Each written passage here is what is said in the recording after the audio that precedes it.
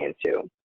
If they went to a tax preparer and they got an advance loan or a refund transfer, it's the possibility that the account number that is showing up, that the deposit is not their bank account.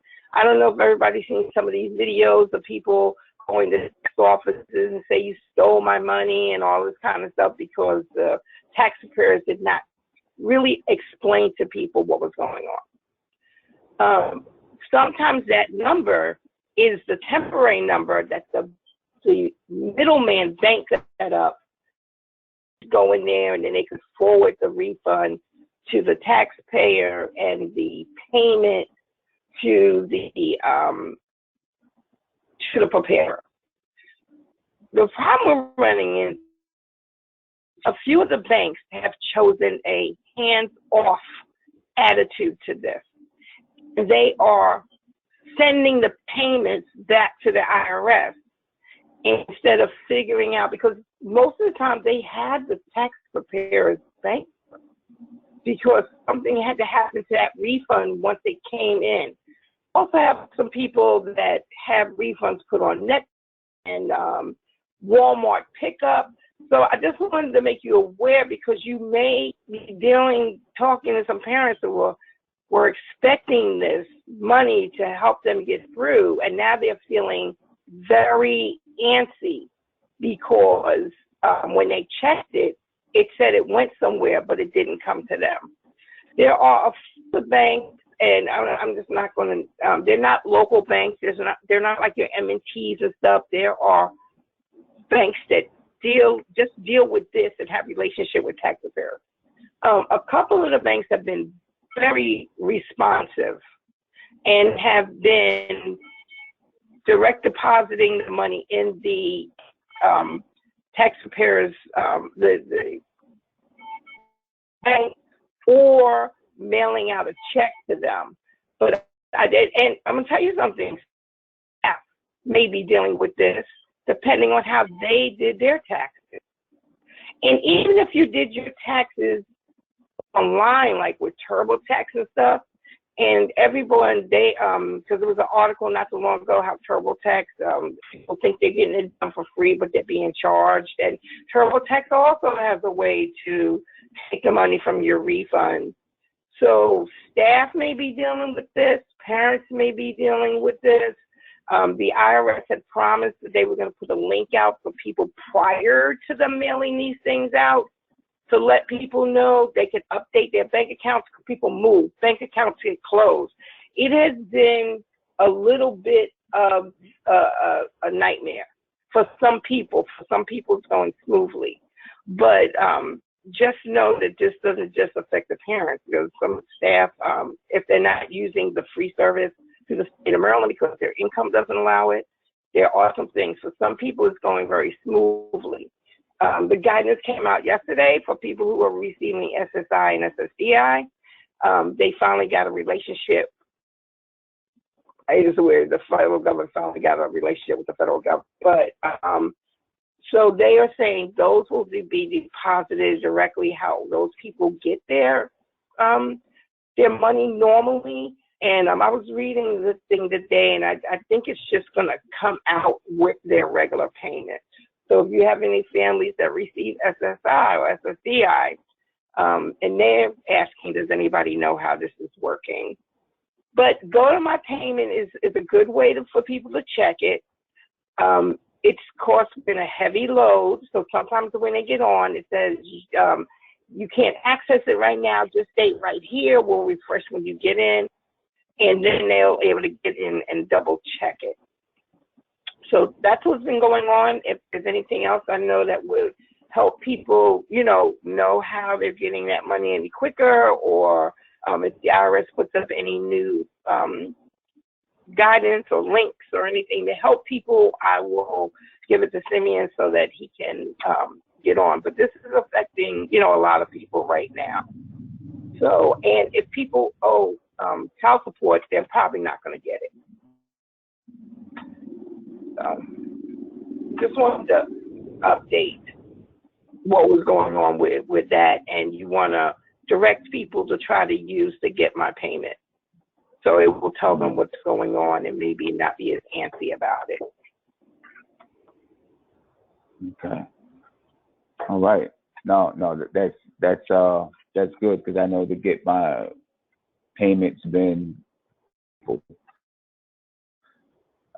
recently. Yeah, it's been frustrating, and it's actually some tax preparers are having problems because people think they stole their money instead of understanding what this, the process was. But hopefully it'll get better. Yeah. It will. But the IRS is not accepting any phone calls, no paper returns, which is normally what a person with an IPIN number would do if they couldn't retrieve it. They're not even accepting those. Okay. All right. All right. We did just have a question, not about, and I know we're kind of not about the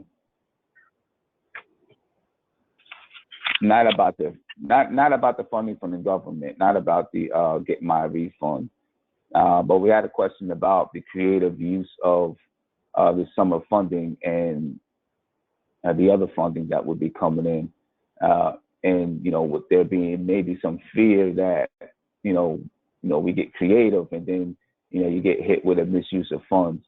So what I am going to do is I'm going to see if next week Region 3 Office of Head Start to join us and just discuss that creative funding and how to make sure that we're not getting, no one gets a misuse of funds. All right, so I'm going to see if we can get that next week. And Tressa, if you want to unmute yourself and you can announce that to everyone. Ask me that question again. I'm sorry. No, I see that you just put something in the chat. You said you can extend your current HSS grant. Yeah, your current Head Start state supplemental funding. So I look back at the letter that we wrote, and that can go until December 31st, 2020. And then if you have an idea, because the program's being closed, of a way that you'd like to spend that funding, just shoot me an email, and I think as in everything else, we'll be very flexible in seeing what your needs are and how we can move that into something else that helps our children and families, improves the quality of the program, does teacher development, things like that. Okay. All right, good. So send an email to get the amendment approved. All right. So Right. Okay. So just a quick summary of the little session that we just had here, because I know we jumped around. We were talking about the IRS get my refund. Yvonne was talking about that. And then I kind of jumped over to a comment or a question about the creative funding of the CARES Act money and the fear that, a program could be caught with the misuse of funds. And so we're going to try to get the Region 3 Office of Head Start to join us and talk about the creative use of these funds. And then we skip to talk about back to the state supplemental funding with the announcement that you can extend your state supplemental grant until December the 31st, 2020. So if you have different ideas for using the funding due to programs remaining closed, send an email and you can get an amendment approved. So I know we kind of jumped around for that little area up. Okay. And now I have one more thing that just came in. I just received an email from the National Head Start Association. Okay. And it says, ACF published state-by-state allocations for the CARES Act CCDBG funding today. All right. So I will make sure to send this link out. but Maryland's allotment is $45,821,890.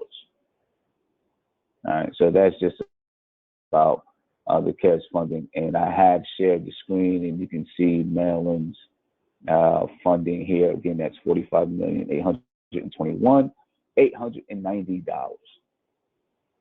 $45,821,890. All right.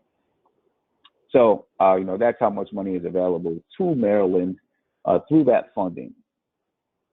Okay, how many grantees are in the state of Maryland? I believe it's 26 grantees in the state of Maryland. Is that the total 750 or is that the broken up? I think this is broken up, allocated by each state.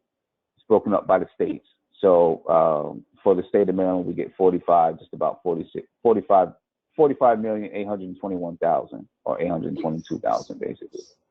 So is that for both the 500,000 for summer program and the 500 million for summer programming and the 250 million for recovery from COVID-19? Is that both of them together? It doesn't say. I think so. It says the 2020 CARES Act CCDBG supplemental funding allocations for states and territories. Oh, that's not the specific Head Start. That's for CCBDG. I gotcha. Yeah. I got you. So right. that's not that 750. That's a different pot of money. That's right. Okay, gotcha. Yeah, Thank you. Pot of money. That's the CDBG.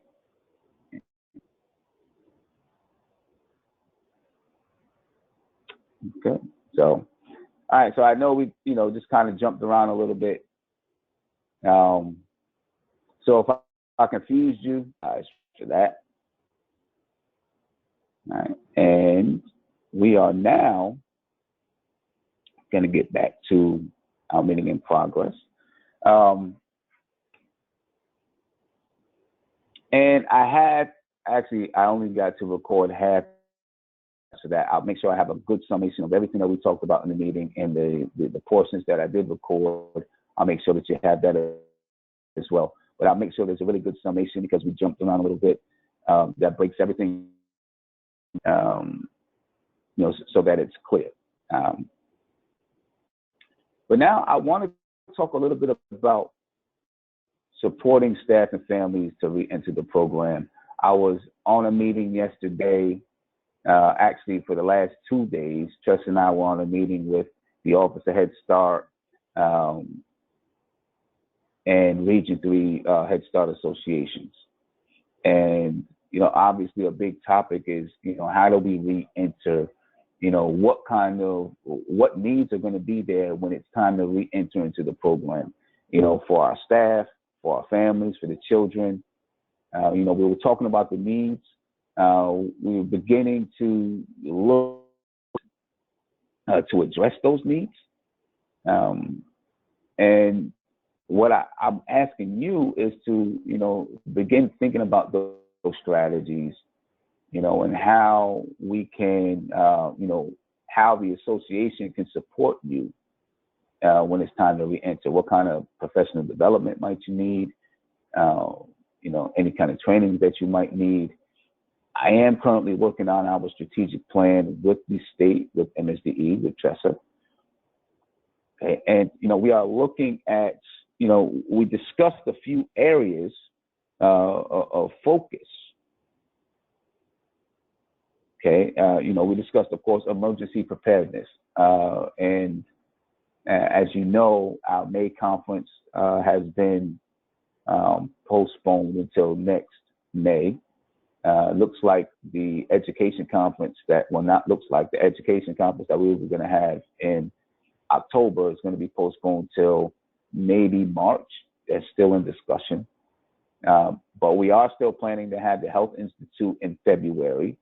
And we've had a lot of people ask us about emergency preparedness. Can we do emergency preparedness again? So on the call yesterday, or the last 2 days, I told them we'd like to bring emergency preparedness back, especially with this situation. And this may be a time that we want to look at our emergency preparedness plans, our crisis plans, and revamp them for this new, this is something new. This is something that we've never dealt with before. We've had some experience with hurricanes, tornadoes, and those type of things, even unfortunately, school shootings, and we began preparing for those. This is something brand new. So, we may want to take a look at them again. So at the Health Institute in February, I told them we'd like to bring emergency preparedness back. Now, of course, that would be through the national centers. So that's, and Trust and I discussed having emergency preparedness as one of our initiatives coming up in the next strategic plan. Also, training and coordinating partnerships, right? How do we coordinate our partnerships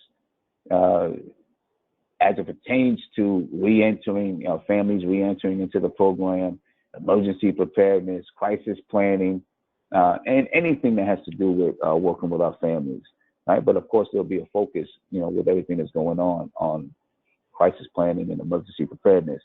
And then the mental and behavioral health of our families. How do we address, families have been home for an extended period, children that have been home for an extended period. There may be some extended ramifications or long-term ramifications. So, that's an area of focus of ours, that we want to be able to support you in. So what I'm asking you to do is, as we're going through this process, think of, if you can think of strategies, or look at what the needs are right now and where we may be able to support you. What kind of professional development can we give you? What can go into this strategic plan? You can email me. We can talk about it when we're on one of these calls. And then we can, and we can add it into our plan. Okay. So what I would like to do in speaking and talking about resources for mental health and behavioral health, we do have a guest with us. Her name is Sandra Cooper. She is the CEO of Bright Horizons Behavioral Health. And, she's going to present to us and talk about how she and her organization can support us through this process. Okay. It'll be about a 10-15 minute presentation. And if you have any questions in between then, just put it in the chat and I'll get to those questions. Okay. Sandra, can you hear me? Let me make sure that Sandra is.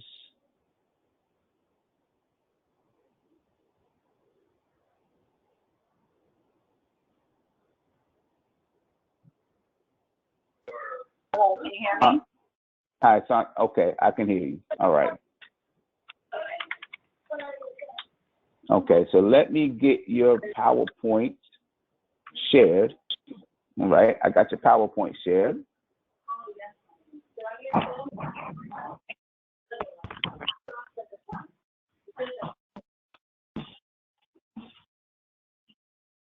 Sandra, are you there? Yes, can you hear me? Yep. Yep, I can hear you. Okay. So, all right, whenever you're ready. Yep, okay. Whenever you're ready, you can go ahead. Okay, good afternoon, everyone.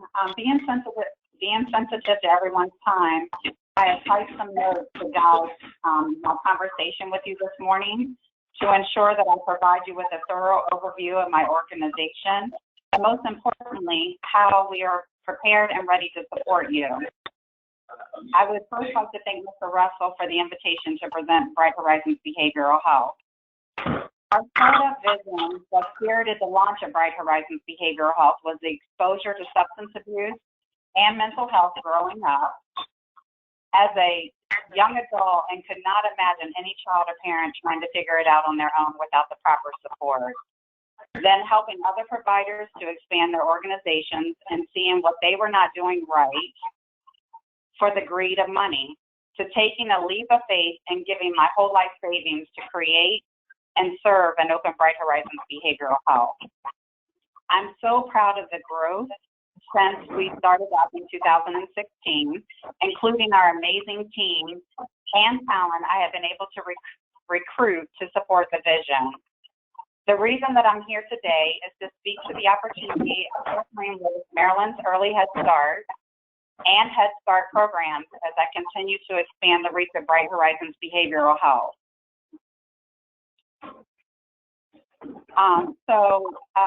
Mr. Russell, could you go to the next slide, please?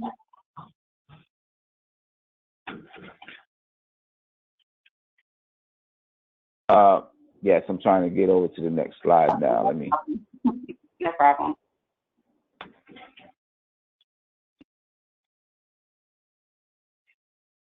Sarita, they send you different receipts, right?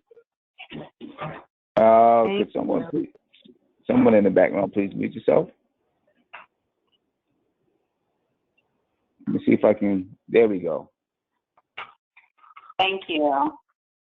So collectively, our organization provides 25 years of experience in the field of mental and behavioral health, including our senior project manager, who has began her early career as Head Start staff member. She was actually a mental health consultant at the time. We've been successful in securing multiple contracts at the state and federal levels, including U.S. federal courts, that have resulted in long-term partnerships, extended contract renewals as a result of successful audits and reviews. Excited at the relationship Bright Horizons has with the University of Maryland and with UMBC that has given us the opportunity to mentor master-level social workers, which have contributed not only to the growth of our workforce, but the quality and skill level we have been able to provide. So the future expansion outreach efforts to include clinical, center-based, and telemedicine services provided to Early Head Start and Head Start programs in 2020. Could you go to the next slide, please?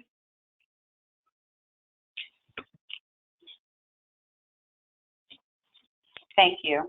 Services for Early Head Start and Head Start programs, providing professional development and technical assistance to staff as part of their pre-service and ongoing training throughout the school year, providing individual classroom observations and supports for direct line staff, including, working in Early Head Start and Head Start programs, additional support for teachers, administrative staff, and parents to include individual coaching, targeted interventions, parent training, support groups, and trauma-informed planning and development with leadership teams. We'll also be supporting the Head Start program. Excuse me, I cannot see the screen right now on the bottom, so please excuse me. We'll also be supporting Head Start programs and developing a comprehensive and coordinated approach to meet the needs of children from families in crisis, children referred by child welfare agencies, and children exposed to chronic violence and substance abuse, which is outlined in the Head Start Quality Improvement Grant application. Next slide, please.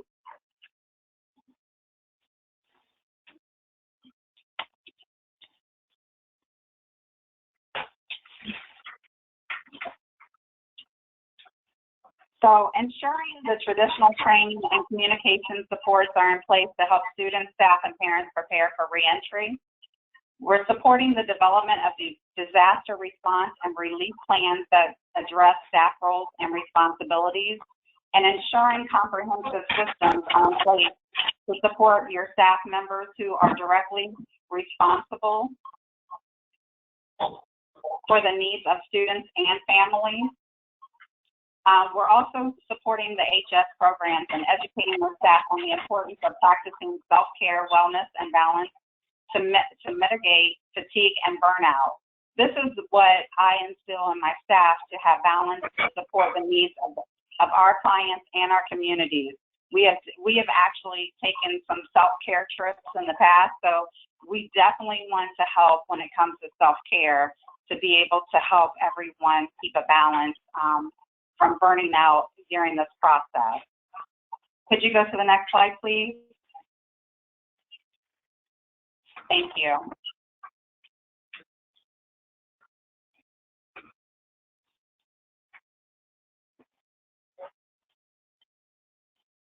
Wow, that was quick. We're already on the last slide. So we wanted to thank you for the consideration to partner with Bright Horizons in supporting Maryland's vulnerable children and families impacted by trauma, unforeseen circumstances, and life-changing disasters. Bright Horizons is prepared and eager to support you in responding to the Head Start Quality Improvement and Department of Education grant initiatives focused on delivering high-quality mental and behavioral health services within the early childhood community. Please feel free to contact me. I've actually entered this into the slide via my personal cell number, which is 571-288-3314, to discuss your agency's mental and behavioral health professional development and technical assistance needs. This would actually give you an opportunity to meet directly with me and my senior project manager, and we would encourage you to come and visit our facility. As you've seen in the first slide, we do have over 5,000 square feet of space. We have multiple training rooms that can be accessible to you and your staff. So at this time, I would like to answer any questions that anyone may have.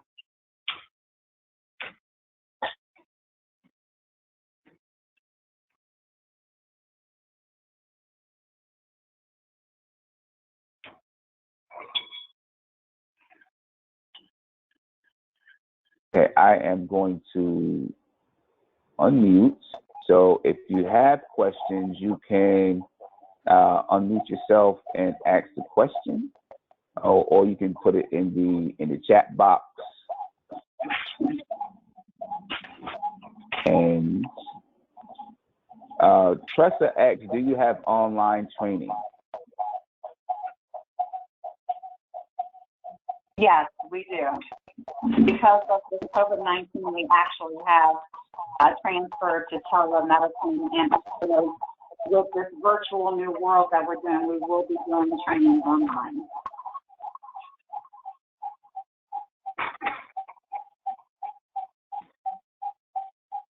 All right.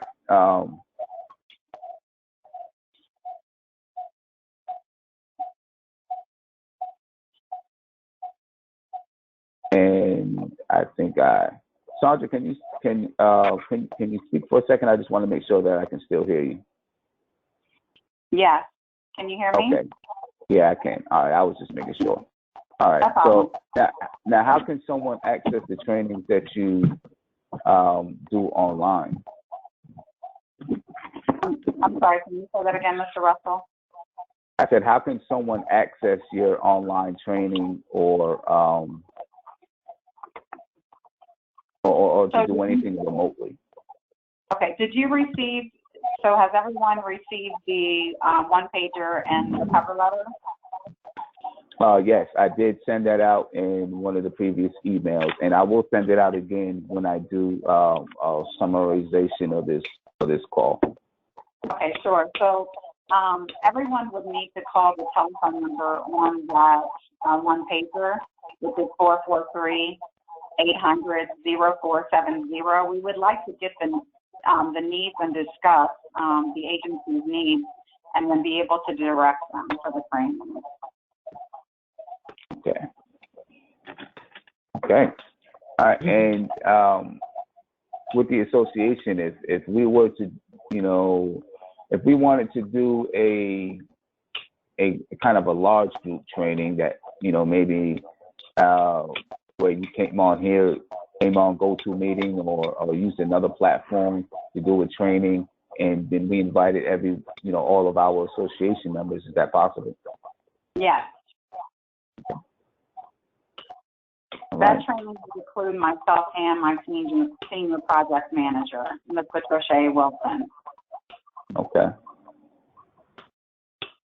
All right. Well, if you have any other questions, you can always email me, and I can get a contact with Ms. Cooper. But her information will also be on the documents, the literature that was sent to you, so you can also just email her and ask her directly. Thank you so much, Mr. Russell, and thank you all. And please let us know how we can help now. All right. Thank you. Thank you very much. You're welcome. All right. So thank you to Ms. Cooper and the Bright Horizons Behavioral Health. And before we get off, I want to look at just a couple of resources that you can use that are coming up, a couple of things that are coming up that are in relation to mental and behavioral health. And I will make sure I send you links to these so that you can register. Upcoming webinars.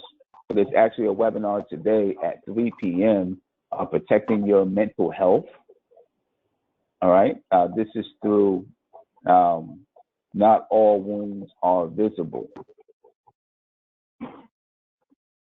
Right, and this is with the University of Maryland Medical System, and the next series of webinars are all dealing with the COVID-19 pandemic. Okay. So the next one is Thursday today at 3 p.m. and I'll send it to you so that you can register if you'd like to register for that. All right, and then the next one is Tuesday, April 21st, is Helping Children Cope. Parents and caregivers will hear tips about helping children and teens navigate the COVID-19 pandemic. And then there's one Thursday, April 23rd at 3 p.m. Learn the importance of staying connected with family and friends to help lower feelings of social isolation during this time of physical distancing. So these are some good webinars that you can join. I'll make sure that I send you that link. Okay, and then I also wanted to share the Center of Excellence for Infant and Early Childhood Mental Health Consultation.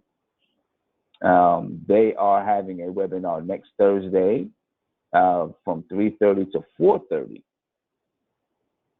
And it's a conversation on infant and early childhood mental health consultation during the COVID-19 global pandemic. And registration is now open, so I will make sure to send you that information so that you can register for this webinar as well. And it'll also be on our website. All right, so these are some good resources for you to connect with. And Tressa says the Maryland Families Engaged Facebook Watch Party shared a Head Start teacher reading of the Wonky Donkey. So, and Tressa, when is that watch party? Do you know? Sorry, go ahead. Facebook Watch Day is every Wednesday at 12:30. So this one happened a couple of weeks ago, and it was a YMCA Head Start teacher, and she had a huge Head Start banner behind her. Okay. All right. So it was a cute story too. Yeah. So that's every Wednesday at what time is that? At 12:30, I believe. Every Wednesday at 12:30. This coming Wednesday. Next week, there'll be breathing exercises, how you can relax with your family. Okay. All right, good. So you know what? I'll make sure to link that to our website as well. Thank you. People can access it from our website. So those are just a couple of resources.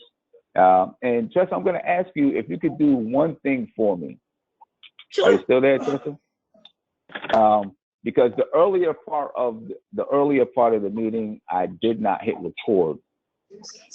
So just so that we have it for those who look at the video, could you go back over and repeat what we talked about with the state supplemental funding, and for anyone who joined us new? Yes, I'll write that up and send it to you and check and see if there's any updates. I'd be glad to. Okay.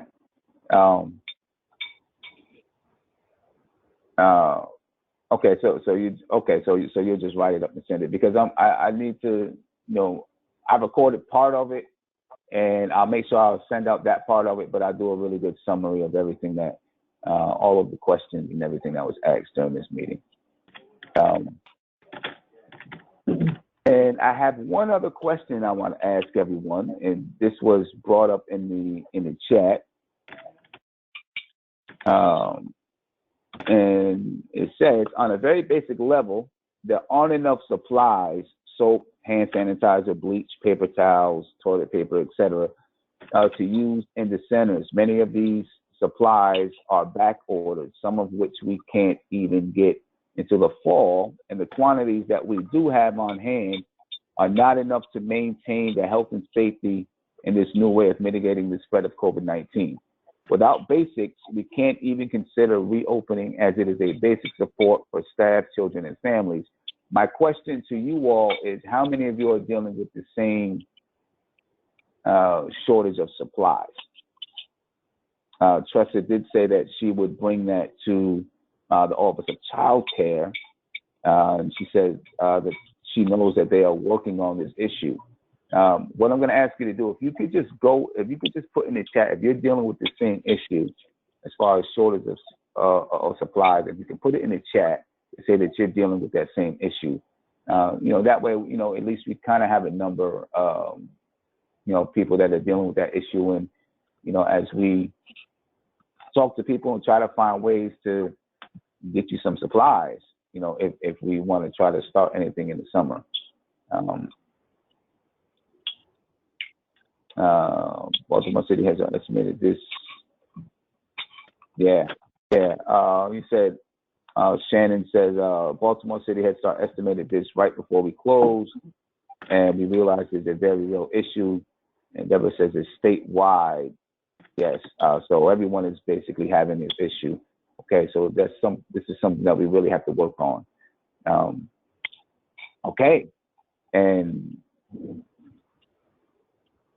So this is an issue that, Tressa, you said that you said that the Office of Head Start, Tressa, is aware of this. When I was on one of their calls a couple weeks ago, they were working on that. So I don't know in view of it being a statewide and probably bigger than that issue, how far they've gotten, but I'll be sure to bring it up to them. Because yes, it would be important for them to know. Okay. All right. Well, bring it up and we'll see, Right. They keep talking about testing and stuff, but some of these other things I think are just as important as any testing is, being able to keep things clean and ready. Right. Exactly. And I'll bring that up to Region 3 as well. I don't know, and say, let them know that this is an issue. Yeah, so I would think everyone will need a supply of masks as well. These two are limited. Yes, a supply of masks as well, Tressa. So you may want to, mark that I'll down. add that to my Yes. Well, maybe ones with old elastic or a little cancer. Yeah. Okay. All right. So this is definitely an issue that I'm going to immediately, as soon as we get off this call, I'm going to bring it to the attention of the Office of Head Start. Hopefully they'll bring it on up to Head Start, because if this is an issue with us, then it's an issue across the nation with all Head Start programs. So this is definitely something we're going to try to address urgently. Are there any other questions or comments that you'd like to make? Okay. If not, again, you can always email me. I am going to do a good summarization of this call. We shared a lot of information on this call, so we'll have a good summarization of this call. Next week, we will go back to our regular time at 2:30 on Wednesday. We changed it this week because of the governor's press conference. And just be aware and pay attention, if there's something that's happening during our meeting time, if it's a press conference or something like that, it could get changed due to that, because I think those press conferences are important, and I want to make sure that we can all watch the press conference and get the information that is coming down from the press conference. But I will send out another email and another calendar invite to go back to the regular time next week, which would be next Wednesday at 2:30 p.m. Right, and in between that time, we will work on, all of your questions surrounding state supplemental funding, of course, the issue with supplies, and I'll continue to try to find things about enrollments. Donna asked if the stay-at-home is not lifted, has there been any conversation surrounding the MSDE supplemental grant for the summer programs? Yes, and we were talking about that earlier, Donna.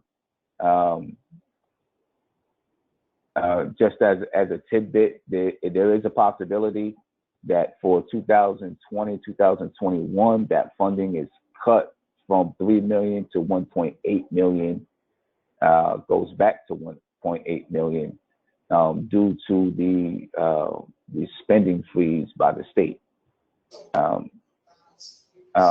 Tressa And did Donna, your current grant that you have that would typically pay for summer school this summer, we can extend that grant until December 31st, 2020. And if you have different ideas for how you could spend it, we'll be very flexible in approving different needs for the money.